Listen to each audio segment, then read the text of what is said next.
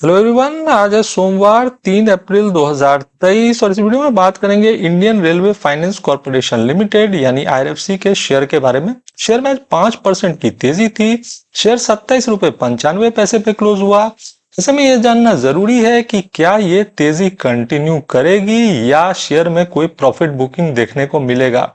Share किस target price तक जा सकता है और कंपनी क्या कामकाज करती है, सारी बातें बताऊंगा डिटेल में इस वीडियो में, तो वीडियो में बने रहिएगा फ्रेंड्स। अगर आईआरएफसी की बात की जाए तो इंडियन रेलवे का जो एक्स्ट्रा बजटरी रिसोर्स रिक्वायरमेंट है उसको ये कंपनी पूरा करती है और इंडियन रेलवे के फंडिंग आर्म के रूप में इस कंपनी को जाना जाता है। तो इंडियन रेलवे के डेवलपमेंट में इस कंपनी का काफी बड़ा योगदान है और सरकार इंडियन रेलवेज को लेकर काफी ज्यादा सीरियस है। इस बार रेलवे को काफी ज्यादा बजट दिया गया है। तो सबसे पहले तो कंपनी का कामकाज देख लेते हैं। तो जैसा मैंने बताया कि इंडियन रेलवे के फंडिंग आर्म के रूप में जाना जाता है और रेलवे के एक्स्ट्रा बजटरी रिसोर्स रिक्वायरमेंट को ये कंपनी पूरा करती है।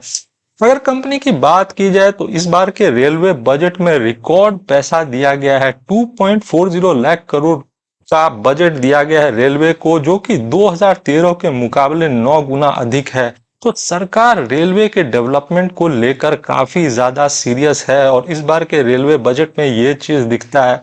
अगर मैं रेलवे बजट की बात करूं तो इस बार के रेलवे बजट में 75,000 करोड़ रुपए रेलवे के इंफ्रास्ट्रक्चर डेवलपमेंट में दिया गया है। साथ ही टूरिज्म को बढ़ावा देने की बात कही गई है, बुलेट ट्रेन की बात कही गई है। इस बार के रेलवे बजट में इलेक्ट्रिफिकेशन की बात की गई है, हाइड्रोजन ट्रेन की बात की गई है, वंदे मेट्रो की बात की गई है, वंदे भारत एक्सप्रेस ट्रेन की बात की गई है।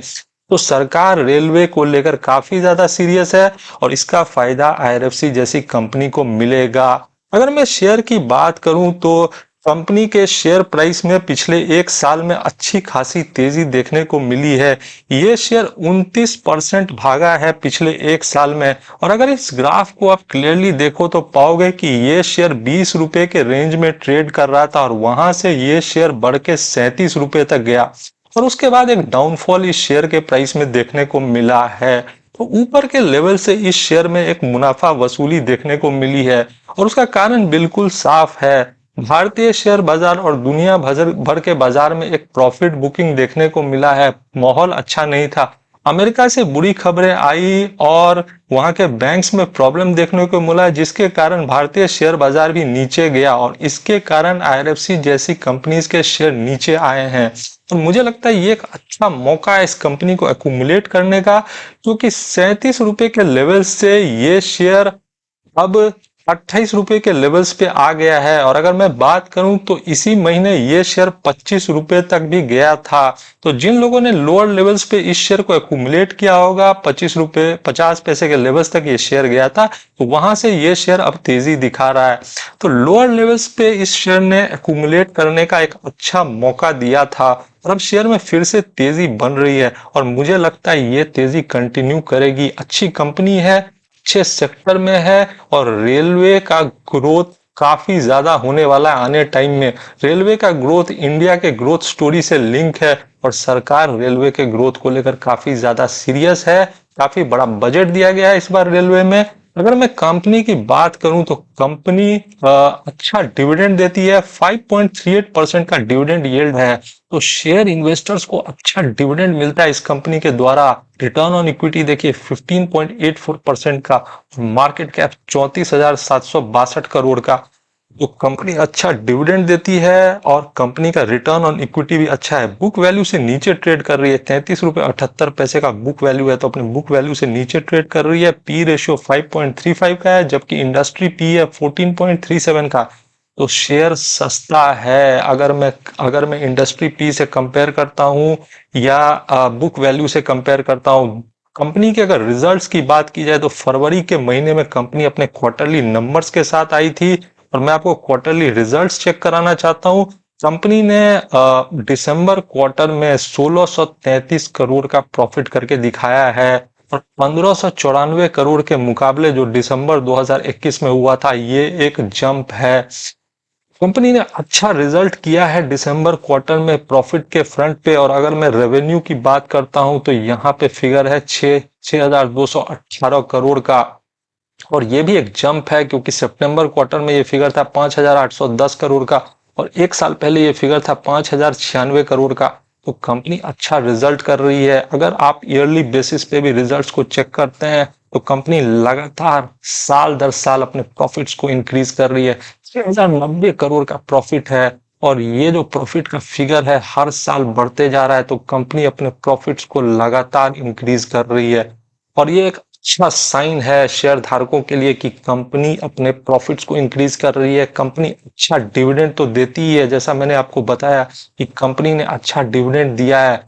कंपनी के अगर डिविडेंड की बात की जाए तो कंपनी ने पिछले साल डिविडेंड दिया था, एक बार नवंबर के महीने में 80 पैसे का और एक बार सितंबर के महीने में 63 पैसे का। 2021 में भी 2 बार डिविडेंड दिया था, तो लगातार डिविडेंड दे रही है।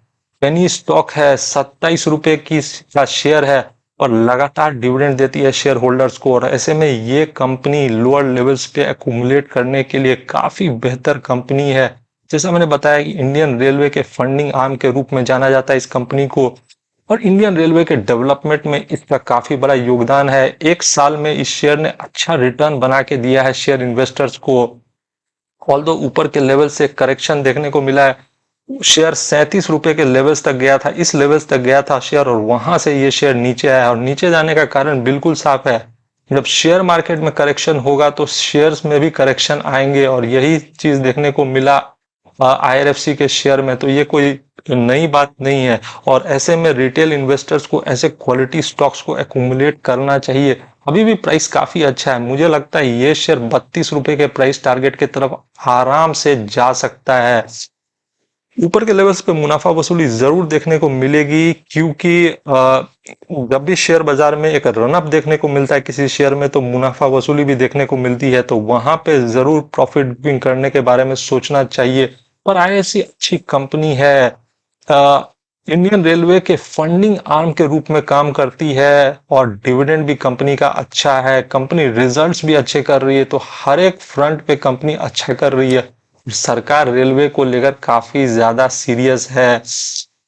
इस बार के रेलवे बजट में 75,000 करोड़ रुपए का अलॉटमेंट किया गया है रेलवे इंफ्रास्ट्रक्चर के डेवलपमेंट में और ये फिगर काफी बड़ा है, 75,000 करोड़ का फिगर। तो सरकार ने रेलवे के डेवलपमेंट को प्रायोरिटी दिया है और रेलवे के डेवलपमेंट इंडिया के डेवलपमेंट से लिंक है। तो सरकार रेलवे के डेवलपमेंट को लेकर सीरियस है और काफी सारी नई योजनाओं का भी शुरुआत किया गया है इस बार। जैसे मैंने बताया Vande Bharat Express, Vande Metro, hydrogen train, green growth initiative, bullet train और टूरिज्म को बढ़ावा देने की भी बात की गई है। तो आईआरएफसी जैसे शेयर में निवेश करने से काफी फायदा मिल सकता है रिटेल इन्वेस्टर्स को और अभी भी मुझे लगता है कि ये शेयर एक अच्छे प्राइस पे अवेलेबल है।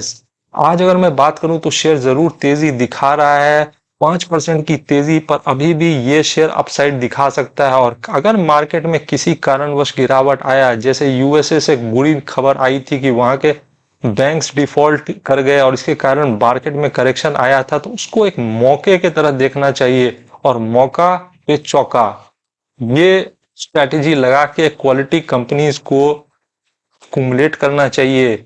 मौका बार बार नहीं मिलता, अगर मार्केट में गिरावट आता है तो आप ऐसे शेयर्स को एक्यूमुलेट कर सकते हैं। रिटेल इन्वेस्टर्स इन शेयर्स को टारगेट कर सकते हैं। अगर मैं बात करूं तो अगर शेयर होल्डिंग पैटर्न की बात करते हैं तो 86.36% की हिस्सेदारी है प्रमोटर्स की, म्यूचुअल फंड्स की हिस्सेदारी 1.76% की, एफआईएस की 1.01% की और रिटेल एंड अदर्स की 9.67% की।